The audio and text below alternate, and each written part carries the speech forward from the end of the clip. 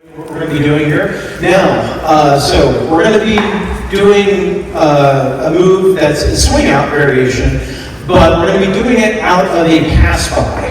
Okay, so most of you are familiar with the pass by because we learn this every first and third Friday here at the dances. Okay, it's not actually part of the beginner class, but the pass by is just this. It's your 6 count move.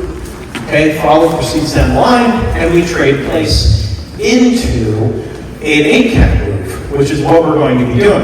So it's going to be 1, 2, triple step, step, step, triple step. We're going to be taking this 6 count move that you're familiar with. We're going to be practicing it, drilling the fundamentals of that, and then we're going to be changing it to this 8 count version of it. Okay, so you're more familiar with that. So eventually, what we're going to do is going to look at basic, pass by.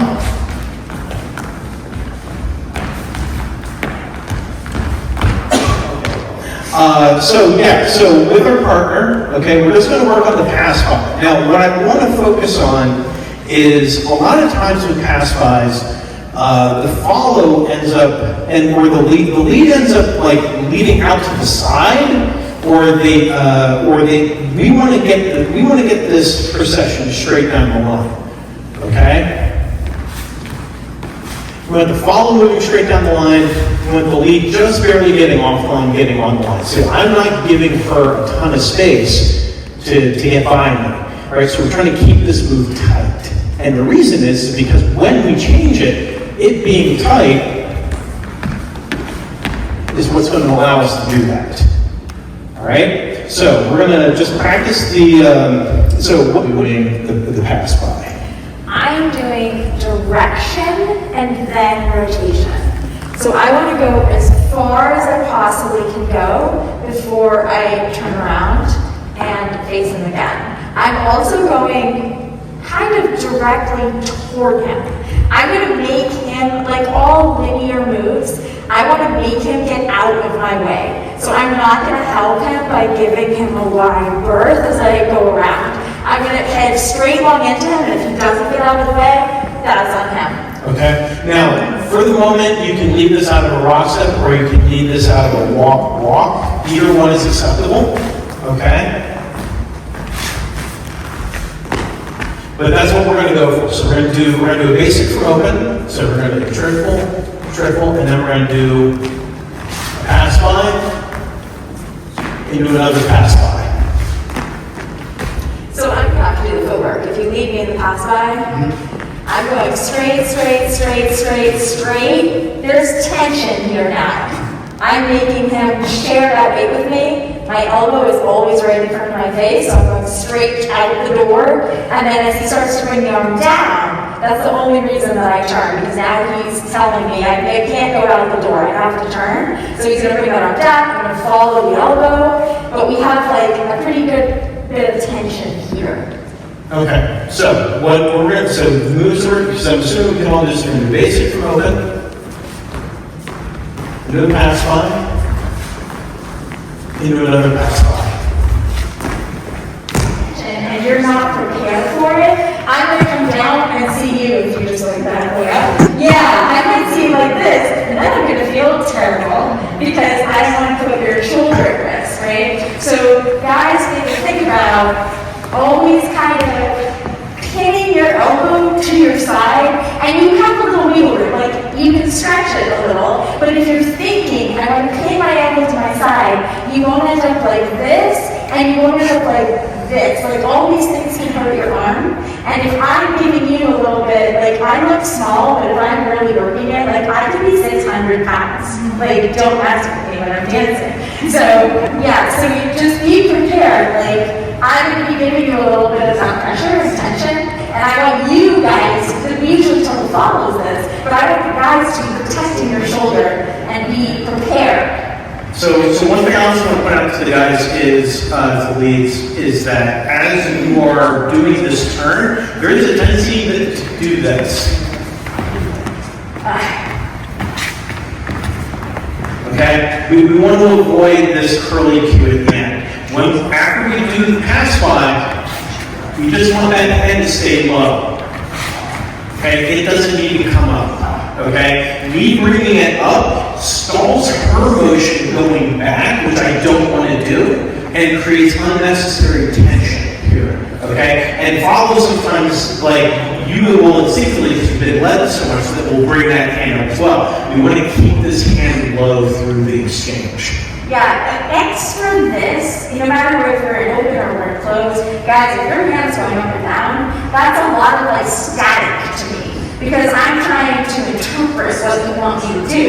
And I know that low is nothing, high is a turn, and there are various things in between. But if I'm getting low, high, low, high, low, high, I'm like, I don't know what this is. And then if you need something, I might miss it. Okay, so we're Wrong gonna answer. So if you're thinking like, I learned something different, like do what you love or try something different, it's up to you. So when I do the swivel, when I have a little weight journey, from triple step, I've turned in, it's almost easier from the past way than from the whip, because I'm already turned in here. So even from the whip, I turn in on this triple step. I don't want to get farther than my elbow. So I want to be turned all the way into my right arm, but I don't want to be here. That again could hurt my shoulder. Most of these instructions are just right. She's keeping her elbow down by her head as much as she can. So I want to be within this L of my arm. And wait, so do this again. 1, 2, 3, and 4, 5, and 6. Okay. So usually this would be on 7 and 8, but here it's going to be on 5 and 6.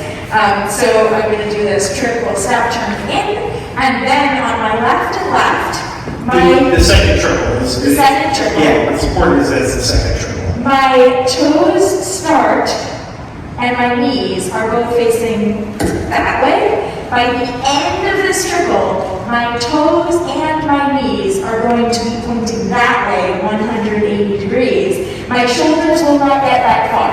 My shoulders and my torso are going to stay toward my partner. So I'm gonna do it as slowly as I can. So I'm not just gonna go triple step, I'm already here. I'm gonna really dig in. So I'm gonna go triple step. And we want to make sure that our toes and knees are there. Some people do this like far apart. I prefer closer together. That's a style question. Let's stop after the underarm turn. So this is what we'll do. 1, 2, 3, Let's just stop right here. Okay. What I'm feeling in this position is I'm feeling a definite pull on this from Jennifer, like she's anchoring.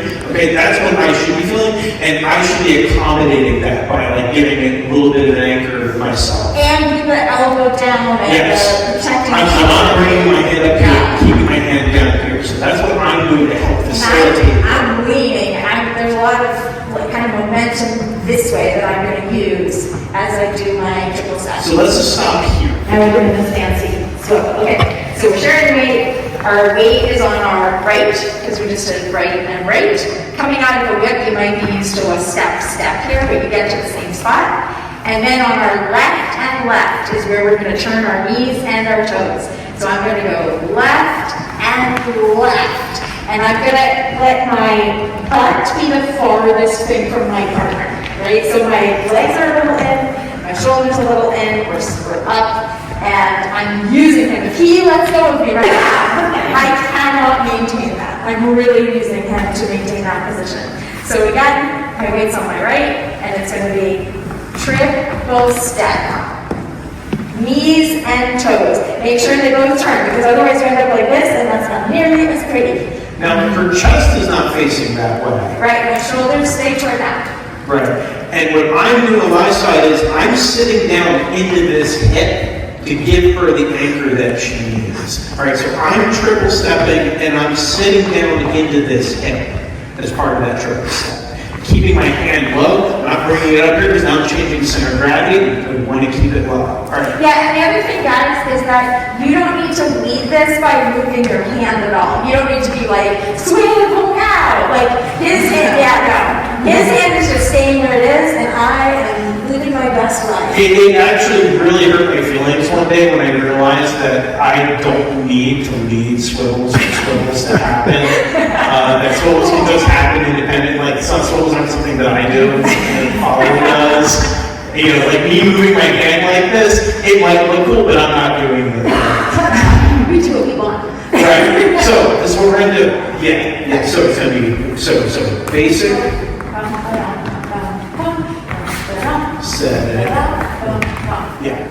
Yeah, because this one that's coming afterward, if you happen to get there because you're in the moment, that is rock step.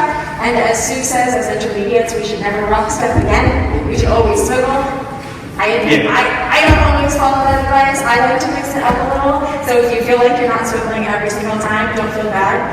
But certainly when you get the opportunity, certainly true. So here's a good opportunity. We just did our left and left. And instead of doing rock step, which is kind of awkward from this position, we can just go right, left. But we'll stop at the second triple step. So it's going to be 1, 2, triple step, triple step.